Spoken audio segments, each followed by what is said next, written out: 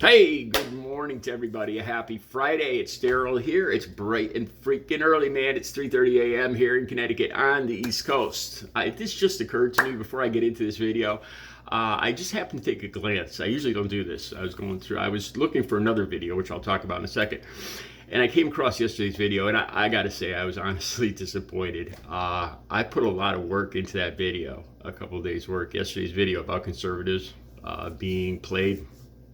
And one of the coolest things was there's Facebook groups, LGBTQ Facebook groups, which I belong to, even though I'm a straight guy. And the cool thing is some of the administrators looked at this video and put it on in their Facebook groups. You know, I was kind of psyched that it was getting out there. You know, and I play back these videos after I download them. And when I played it back, I wasn't sure. I'm never sure how I come across, and I honestly I thought I made a lot of good points, and I was really proud of the video. And when I saw that it got like 40 views, not even 40 views this morning, I was really disappointed. I'll just leave that there. I got to say how I feel. Okay, let's talk about bare knuckle boxing. All right. I need to tell people my hope is that people will see bare knuckle boxing. Like there's supposed to be bare knuckle boxing tonight in Florida, I believe, Friday night. And this whole thing came back into my vision, my consciousness in the last couple of weeks with McGregor there. Being in a lot of articles where he was yelling up, you know, that he'll fight this guy, and they were talking about bare knuckle boxing, and I thought UFC was bad enough. I've talked about UFC, and so I did a little research into bare knuckle boxing this morning. All right, before I really get into that, I'm thinking there's going to be people that watch this and don't know who I am. Okay, I'm a hardcore, total liberal, progressive, right? Tree hugger. I love green. I've been in way more of my share of fights. And I'm saying this just to let you know that I have experience. I'm not, a lot of times you get the view of a liberal person as, a pacifist. And I'm not. I grew up, my father taught me to box. I posted pictures on my community page. My dad teaching me to box when I was like 4 or 5 years old. Left, right, uppercut. At 4 or 5 years old, they found little gloves. I think it was at Caldor's for me. And we would box every Sunday watching the wide world of sports. And the agony of defeat. And we drink root beer. It's a fond memory. He'd get on his knees. And sometimes I'd bloody his lips. Sometimes he'd bloody mine. He died when I was 9. Like I said, I'm saying this because I want the people watching this video that don't know me to get an idea. After he died, I was overweight and I was quiet. I was living in the woods, and there was a period where I got picked on a lot. I was a big guy. I was like the biggest guy in my class, but I was quiet, and I liked to read and stuff like that. And I got picked on, and a lot of rage built up in me. I moved to the bad side of the tracks.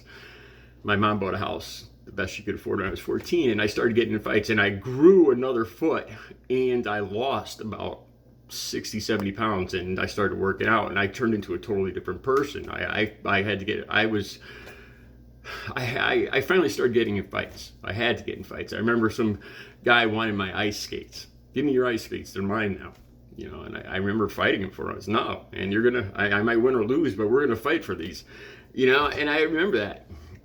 And it started coming to me way too easy. At first, back when I was 10 or 11 years old, I was terrified. Before I had ever taken a punch and punched somebody in the face, I was terrified.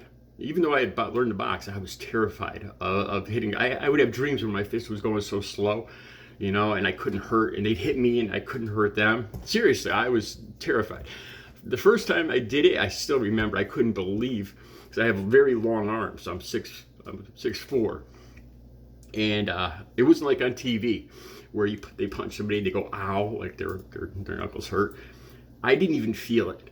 The only way I knew, I just saw the person's head fly back, and he went back, he flew backwards, and that's the only way I knew I hit him. I've never felt that ow thing, and then it came way too easy. And to this day, it still does, and it's not a scary feeling.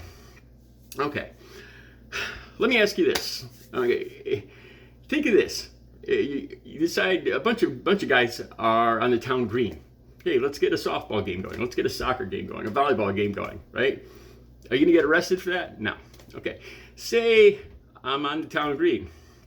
I get in a disagreement with somebody. He almost hits me with his car while I'm walking. And hey, let's settle this. So we get in a fist fight on the town green. Boom, boom, boom, boom, blood dripping down everything. I'm going to jail. I'm going to jail for assault and possibly worse, for felonies. Bare knuckle boxing, I think it's illegal in most of the country, except Florida, of course. And think about this. What else? Where else but America or Florida is something serious where you'd be arrested for a felony? If you do this anywhere else, you would be arrested for a serious felony anywhere in this country. And we use that as a form of entertainment that millions of people tune in to watch. Something that you get arrested for pummeling somebody anywhere else. So you go to jail for a felony. But that's entertainment. And then here's the kicker. You know, there was a video I did not a while back here in Bristol. 3 or 4 kids jumped a homeowner. They were trying to break in the car. Remember that video? It was right here in this town. You know, and three of the kids jumped on the homeowner. And we all wring our hands. Oh, kids today, you know, and there's all these, break-ins, and not to mention these mass school incidents. And yet, we're all proud of this bare knuckle boxing thing. You know, kids see this, especially like the quiet kid I was. You know, you get picked on, you're terrified. And then you see this bare knuckle boxing and you see the blood and everything, and you're like, oh my God, this is, I'm a man, this is my future, this is what I'm expected to do, this is what is expected of me. It's terrifying. I remember that feeling. And then could you see how it wouldn't be too many more steps for a kid like that to just kind of get the wrong idea and find something in his house, and just say, and just lose it and kind of to make the sides even. Can you see that happening? Can you see, what I'm saying is here, bare knuckle boxing, it's like this is like the Roman Colosseum here in America now. And I started thinking about, the whole thing about being legal or illegal. What other sport could you go to jail for a felony? For possibly homicide, and it's a huge form of entertainment. You gotta start asking ourselves, are we responsible for a lot of the things, a lot of the ills that are befalling our country? You can't watch bare knuckle boxing and just, love the blood and the manliness of it and not realize that it's going to have an effect on, especially on young males. Okay. And then drag queen story hour. I'll have a few stories down below. I have one from Canada where a group of female butch bikers, you gotta see these women, man. I wouldn't mess with these women.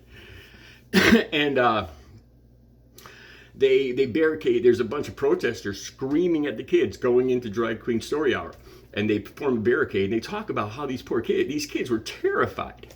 And so we're all worried about, children in drag queen story hour. Children seeing the creativeness, the art, the self-confidence of these drag performers. And no, it's not sexuality. It's confident. The lesson here is the confidence to be who you are and not having to pummel somebody else. And I think about that. We're all enraged about men in dresses reading books to the kids. And to call that grooming, I was groomed. Like I've done a video about that. And that just ticks me off even more. Okay. One more. And to me, I forgot to make my point here too. I read like bare knuckle, the industry version of this. And they say that it's safer. It's actually safer. I don't believe that. I got hit with one punch. I did a video about that, and it broke the disc under my eye. The doctors called me up later and told me that my eye might sink into my socket. One bare knuckle punch broke the bone under my eye and my nose.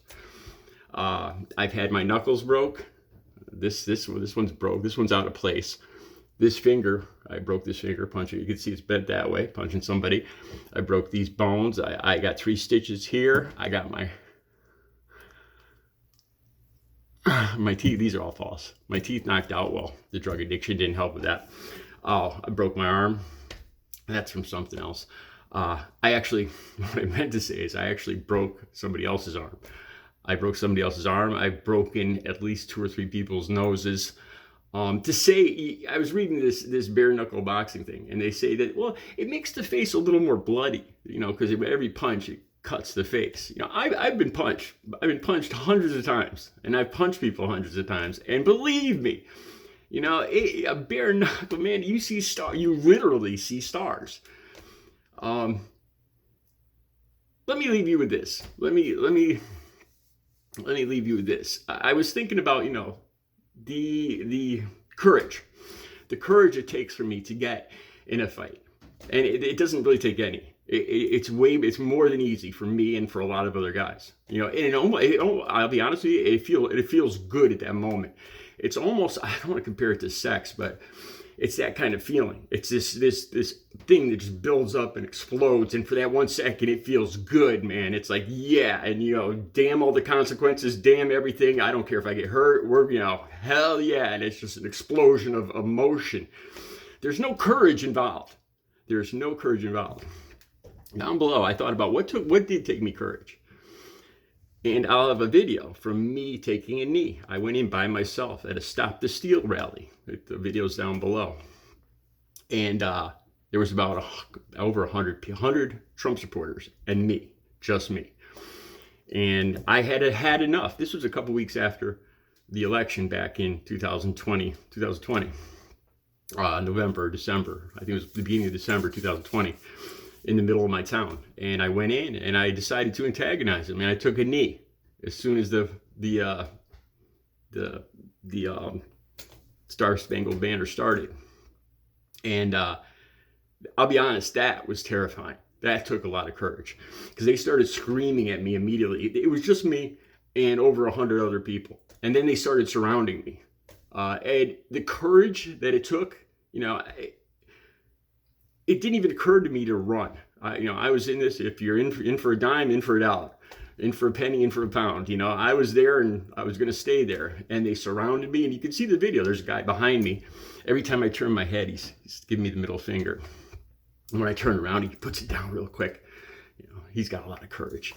But, you know, that took me more courage. And I was more scared than I've ever been in a bare knuckle fight. Standing up for what I believe in took way more courage, and I had to deal with fear a lot more. To me, it was way more manly. Taught me more about being a man, sticking up for what I believe in, than throwing a few punches just out of pure anger and frustration. Something to think about. The links will all be down below. You guys have a good Friday.